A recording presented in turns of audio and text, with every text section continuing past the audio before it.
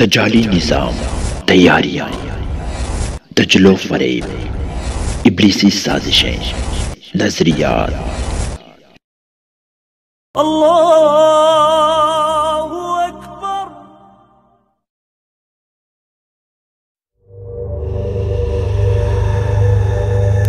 کسی نجات دہندہ کے لیے عیسائی بھی منتظر ہیں اور یہودی اس معاملے میں سب سے زیادہ بے چین ہیں۔ قیام اسرائیل 1948 اور بیت المقدس پر قبضہ 1967 سے پہلے یہ دعا کرتے تھے، اے خدا یہ سال یروشلم میں، جبکہ اب یہ دعا کرتے ہیں، اے خدا ہمارا مسیح جلد آ جائے۔ غرض جو پیشن گویا حضرت عیسیٰ علیہ السلام کے حوالے سے وارد ہوئی ہیں۔ یہودی ان کو دجال کے لیے ثابت کرنا چاہتے ہیں۔ وہ اس سلسلے میں عیسائیوں کو بھی دھوکہ دے رہے ہیں کہ ہم مسیح موعود کا انتظار کر رہے ہیں، اور مسلمان اینٹی کرسچن یعنی مسیح مخالف ہیں۔ حالانکہ حقیقت اس کے برعکس ہیں۔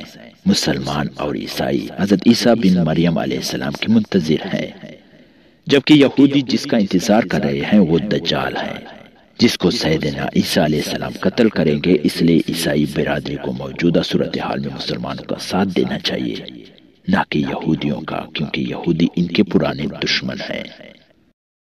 فورسنگ گاڈز ہینڈز کے مصنفہ گریس ہال سیل کہتی ہیں کہ ہمارے گائیڈ نے ٹام سٹون اور مسجد اقصی کی جانب اشارہ کرتے ہوئے کہا کہ ہم اپنا تیسرا ہیکل وہاں بنائیں گے۔ اس کی تعمیر کا ہمارا منصوبہ تیار ہے، تعمیراتی سامان تک آ گیا ہے، اسے ایک خفیہ جگہ رکھا گیا ہے۔ بہت سی دکانیں بھی جس میں اسرائیلی کام کر رہے ہیں وہ ہیکل کے لیے نادر اشیاء تیار کر رہے ہیں۔ ایک اسرائیلی خاص ریشم کا تار بن رہا ہے جس سے علماء یہود کے لباس تیار کیے جائیں گے۔ ممکن ہے کہ یہ وہی تیجا اور سیجا والی تاجریں ہوں جس کا ذکر حدیث میں آیا ہے۔ وہ آگے لکھتی ہے، ہمارا گائیڈ کہتا ہے وہاں تو ٹھیک ہے، ہم آخری وقت کے قریب آ پہنچے ہیں۔ جیسا کہ میں نے کہا تھا کہ کٹر یہودی مسجد کو بم سے اڑا دیں گے، جس سے مسلم دنیا بھڑک اٹھے گی۔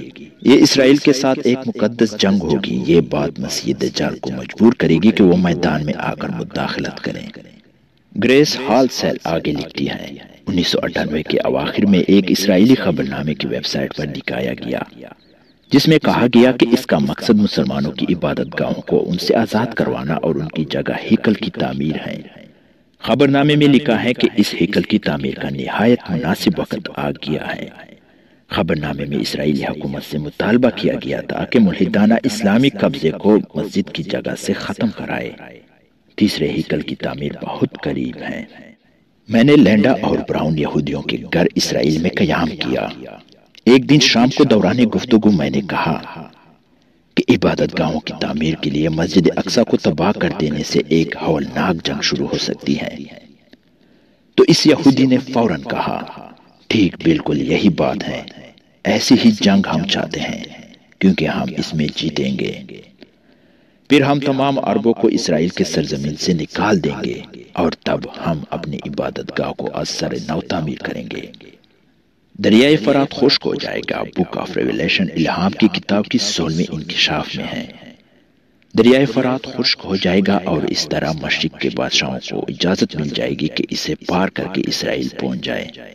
سابق امریکی صدر نیکسن نے اپنی کتاب وکٹری ود آؤٹ وار میں لکھا ہے کہ 1999 تک امریکی پوری دنیا کے حکمران ہوں گے اور یہ فتح انہیں بلا جنگ حاصل ہوگی، اور پھر امور مملکت مسیح یعنی دجال سنبھالیں گے۔ گویا مذکورہ سال تک مسیح کے انتظامات مکمل ہو چکے ہوں گے اور امریکیوں کی ذمہ داری ان انتظامات کو مکمل کرنے تک ہے۔ اس کے بعد نظام مملکت مسیح چلائیں گے۔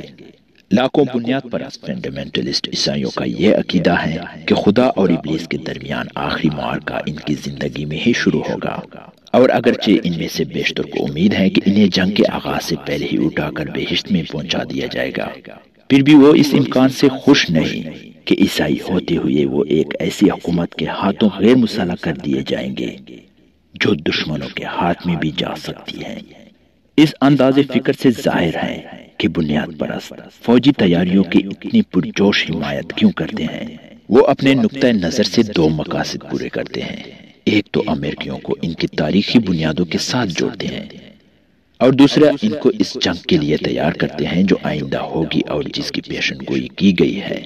اس سے یہ بات واضح ہو جاتی ہے کہ بائبل پر یقین رکھنے والے لاکھوں کرسچن اپنے آپ کو اتنی پختگی کے ساتھ وادی یعنی ٹیکساس کے قدیم باشندوں کے ساتھ کیوں جوڑتے ہیں۔